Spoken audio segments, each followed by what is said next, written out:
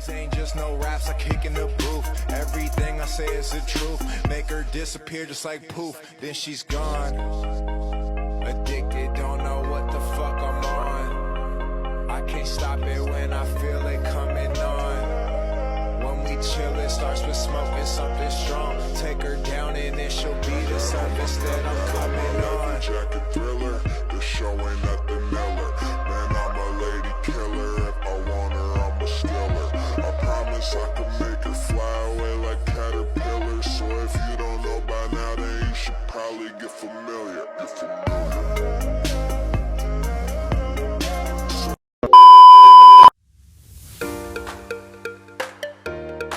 Halo, Assalamualaikum warahmatullahi wabarakatuh.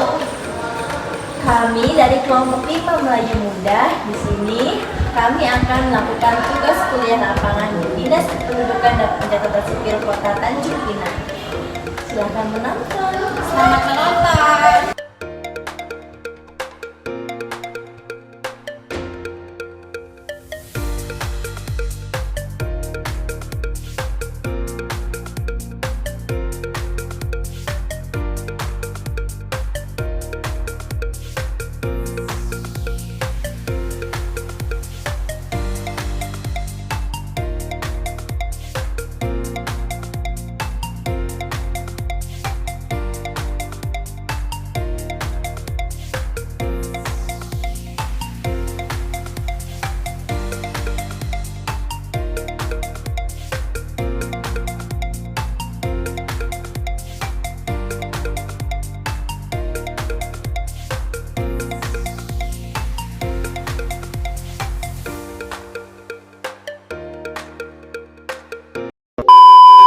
Komunikasi antar petugas mempengaruhi koordinasi dalam pelaksanaan program di Distrik Capil ini, Pak?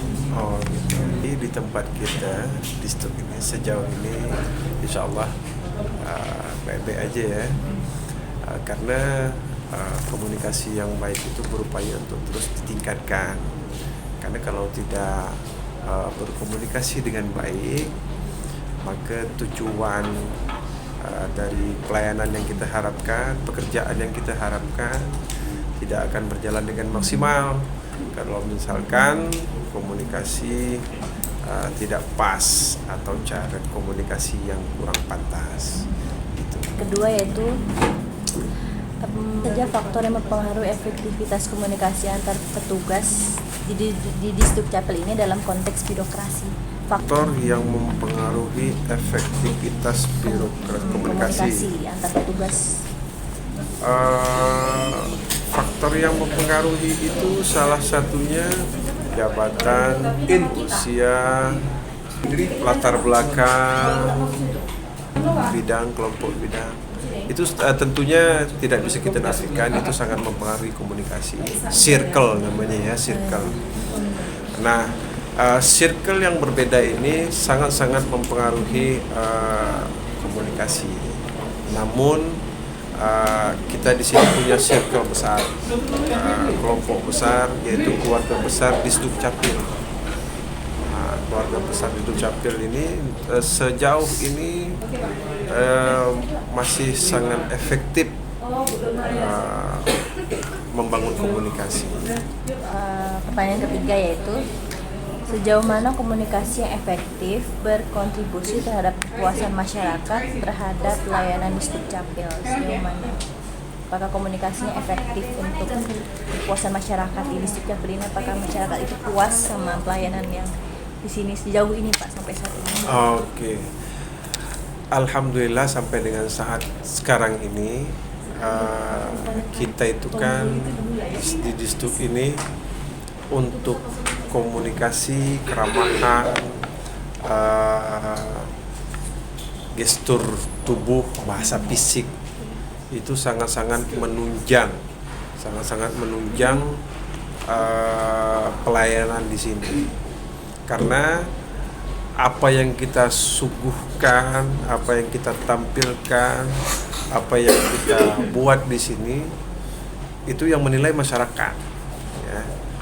Berusaha kita Distrik Capil berusaha semaksimal mungkin untuk melakukan istilahnya komunikasi atau membangun komunikasi yang baik terhadap masyarakat. Salah satu upaya yang kita lakukan yaitu dengan senyum sapa salam, itu sebagai pembuka untuk menerima pelayanan dari masyarakat. Gitu. Jadi dan itu juga keramahan dalam memberikan pelayanan. Apabila tidak ramah atau komunikasi tidak bagus, kalau untuk kita di Distrik Capil atau OPD yang sifatnya pelayanan, itu bagian dari maladministrasi. Maladministrasi itu berarti administrasi yang tidak sesuai standar. Kalau misalkan tidak ramah dalam memberikan pelayanan, tidak senyum dalam memberikan pelayanan, tidak komunikatif dalam memberikan pelayanan, itu masuk dalam kategori maladministrasi. Dan itu sangat tidak pantas untuk dilakukan apabila kita sebagai insan pelayanan. Pertanyaan selanjutnya itu Pak, apa dampak dari kurangnya komunikasi antar petugas terhadap pelaksanaan program dan layanan? Oh, sangat berdampak lah. Kalau misalkan komunikasi tidak bagus, ya kacau yang jelasnya kan. Sebenarnya itu sudah sama-sama kita ketahui. Kalau komunikasi tidak terjalin dengan baik, apa yang kita harapkan itu tidak akan maksimal. Misalkan nih, pas waktu mau melakukan wawancara nih, ini bilangnya jam 8, ini bilangnya jam 10, ini bilangnya jam 11, tak menemu titik kesepakatan, ibaratnya gitu. Itu berarti komunikasinya perlu misalnya perlu didudukkan kembali, perlu disepakati ulang. Jadi sudah jelas kalau misalkan komunikasi tidak baik, maka hasilnya juga tidak baik.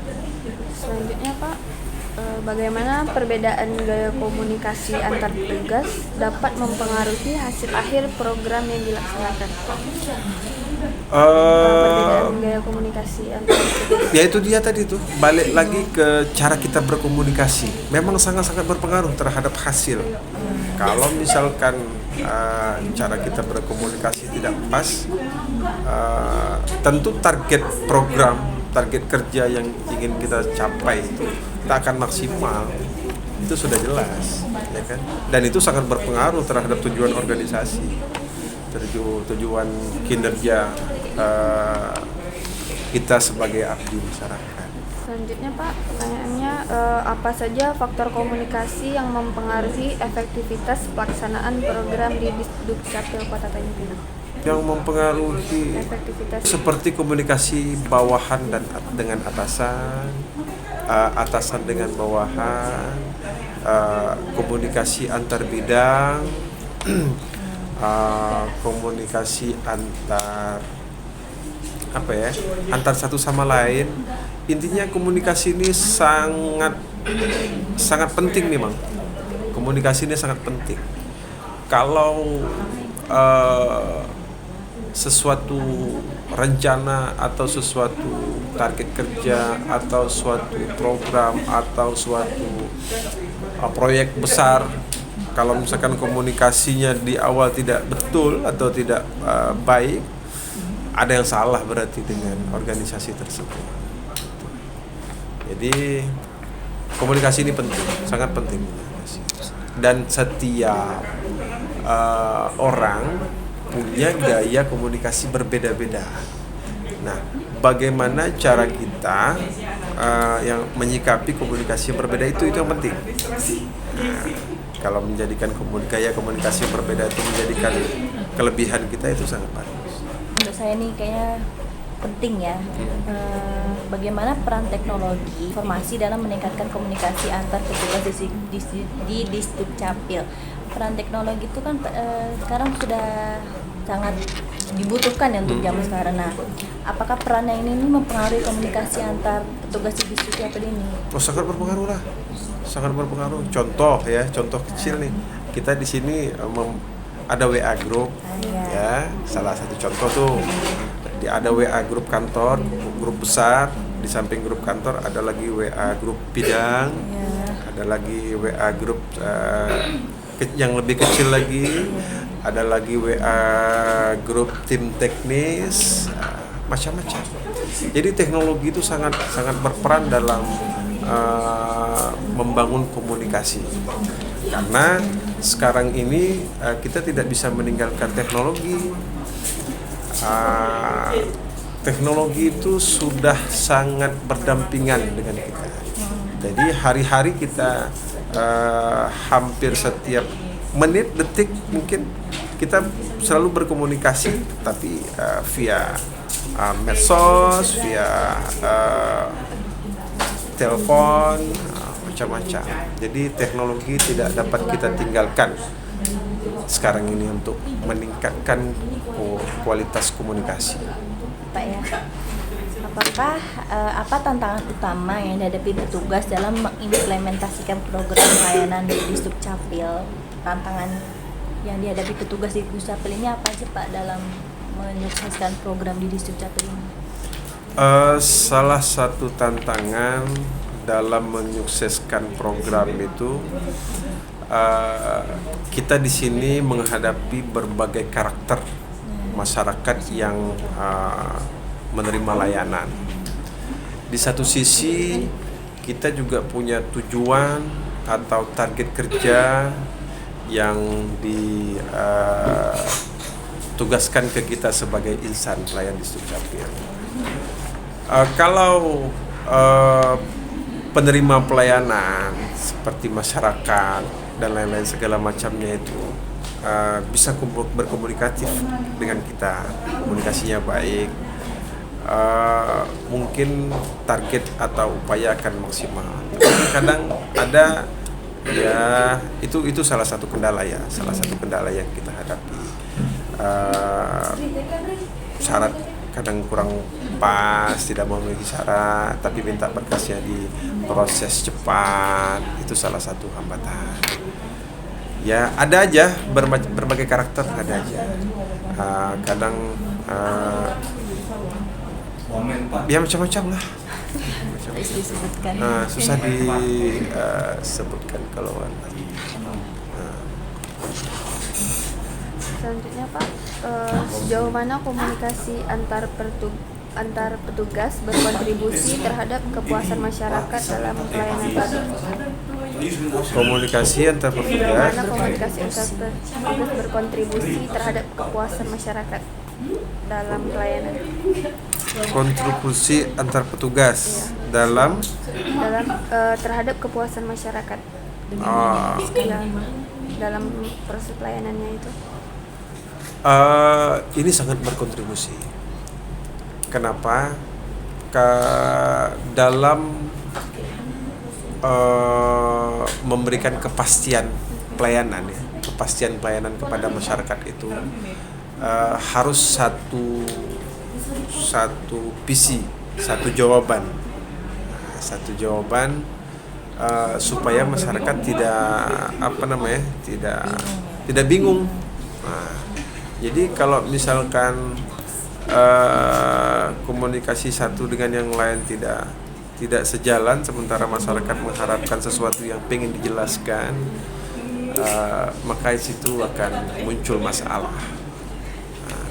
Dan untuk membangun itu semua, kita ya berbagai upaya kita lakukan.